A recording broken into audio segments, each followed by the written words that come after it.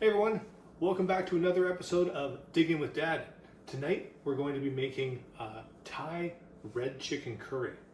Sounds fancy, it's really not, and the reason why I chose to make this and why we make it on a fairly regular basis is we're going to focus on a cooking technique, simmering, right? Just boiling at a reasonably low temperature kind of thing, right? Nothing crazy where it's all boiling over, but this gives us a few benefits, right? Number one, it's going to keep all our meat nice and tender, and it's going to bring all of our flavors together, and best of all, it's pretty flexible. It gives you some flexibility in your timing, right? Just in case the other components of dinner maybe aren't ready at the right time, right? You can let this go anywhere from half an hour to, up to an hour kind of thing, right? If you need to. So that's a bonus.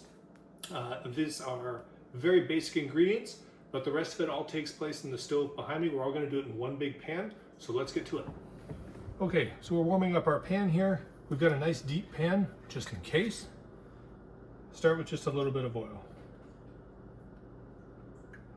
Just a couple splashes, nothing crazy.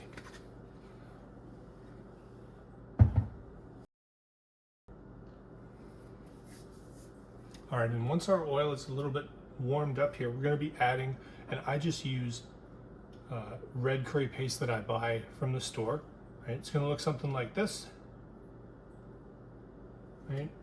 You can certainly make your own if you're feeling ambitious, but we tried this once and it's wonderful, so stick with it.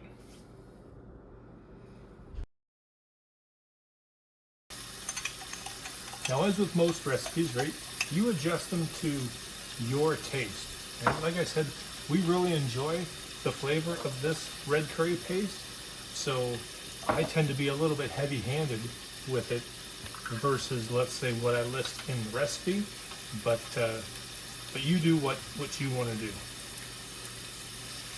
Test it out one way and adjust the next time you make it.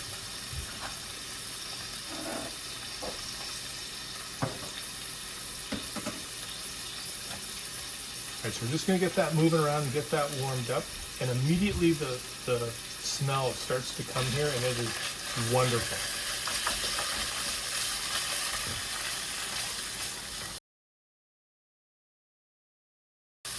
So it doesn't take long, you don't want to burn it, but once you've kind of got that warmed up, we're going to take our chicken pieces that we chopped up, and this is just basic chicken breast, right, that I've cubed, and we're just going to dump them in here and get that chicken cooked through.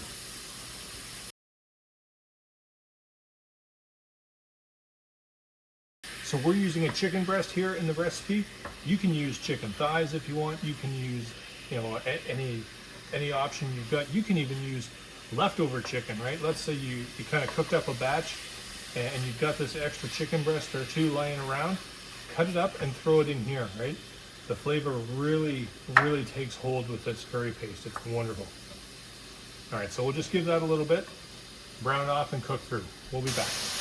Okay, we're back. Chicken is cooked almost all the way through. It doesn't need to be 100%, but let's go in with our next ingredients here. Next up is coconut milk. Okay, these cans, you're going to want to give them a good shake, but if you do get some chunks in there, it's not the end of the world. Okay, they will cook out as we go through our simmering stage here. Okay, and that's what these look like. You can get all kinds of different brands, right? But I try and focus on the ones that have kind of the shortest ingredient list, right? I'm looking for just coconut milk. All right, so give that just a quick stir through, everybody get together. Then we're going to come in with a whole bunch of bell peppers, right? We've just taken the seeds out, chopped them up into these little slivers, and there we go. You don't have to use bell peppers, right? One of the cool things, right, is you can use whatever you maybe have on hand, right? Because the red curry is going to kind of get into whatever you throw into here. So if you've got leftovers of, I don't know, carrots or celery or something like that, go nuts, right? There's no hard and fast rule book here. You do what you want to do. Okay, then we're also going to come in with some green onions. Right, I've diced these up.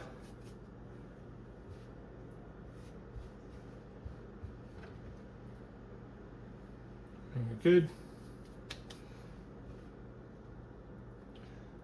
Okay, and save a few off to the side for when you plate. We're gonna do one of these right on top, and it'll just look, oh, it'll look fancy is what it'll look like. Okay, get everybody together. We're doing okay so far.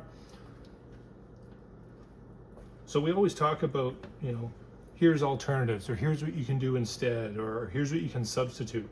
Well, normally I like to have a bunch of fresh basil leaves, right, that you can throw in.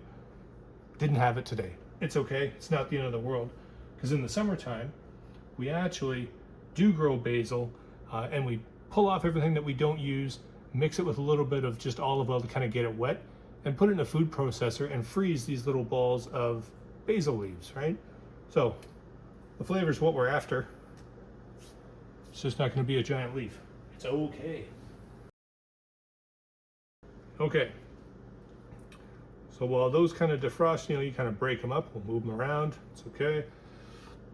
So now what we like to do, right? Try and maintain, unless you're going for a very specific dish, right? But in most cases, try and keep a balance of, you know, some heat, some sweet, or your acid and your base.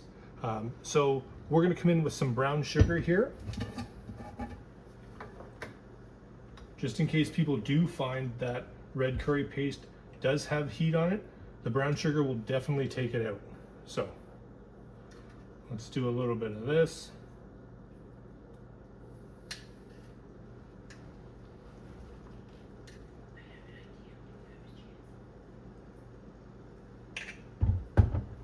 All right, wonderful. And now we're going to, so we have some sweet in there. We're going to bring in a little bit of, it's a little bit sour. It's called fish sauce. All right, so we're going to do a little bit of that. So we're going to try and do kind of equal parts of what we did with the sugar.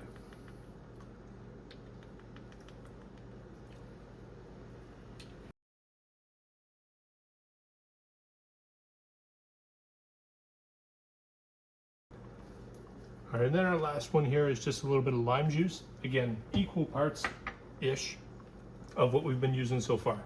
And then let's mix all that together. There we go, see our frozen little basil bombs there are broken up, so that's perfect.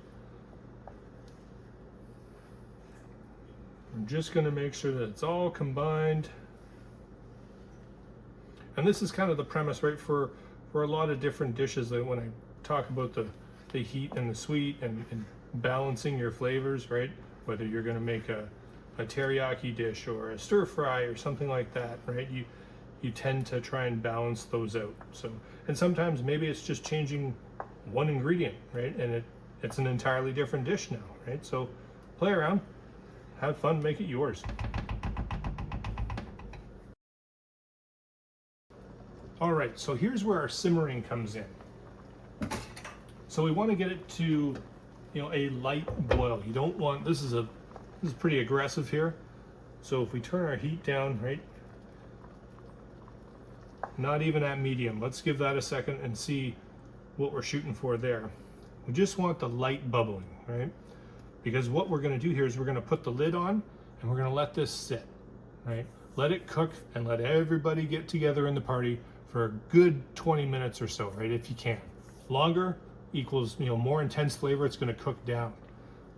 There we go. See, it's calmed down a little bit. Some light bubbling. So let's get our lid. We'll put that on. We'll just leave it alone for a little while. We'll come back in a little bit and we'll finish up. It's as easy as that. And we're back after, I don't know, maybe about 20 minutes or so. And we let this simmer with the lid on. And when we took the lid off, just give it a quick stir to get everything recombined. Make sure everybody's happy in the pool here. And now that this is all set, we're going to bring this back over to the counter and we're going to put together dinner. So let's go do that. Okay, let's put together dinner. So we have our pot here that's been simmering for a good, 20 minutes, 25 minutes, whatever it is. It smells wonderful. So what we're going to do is we're using rice, right? We just made a little bit of rice in the rice cooker. The cool thing about this one is you can use whatever you want as your base, right? We're gonna put rice in the bottom of the bowl and then we pour this over top. But you can use noodles, you can use, I don't know, leftover rice or whatever that you've got. Whatever you want to put on the bottom, go ahead, right? You're looking for something that's gonna soak up the sauce. So let's go ahead and we'll get our rice and we'll put this together. So like we said, just a little bit of rice on the bottom. And then I like to use actually just a big soup ladle for this to make sure that I get all the pieces of goodness in here, right? All the chicken, the veggies, which is the peppers in our case, right? But remember, you can substitute. And you want lots of that, you know, juice or the liquid in here. Let's do a couple of spoonfuls like that over top. Good. Now remember the green onions that we set aside. Remember I said it looks fancy, right? So do a little bit of that. And that's it. Quick and easy, guys. Thanks for watching. Enjoy. Oh my God!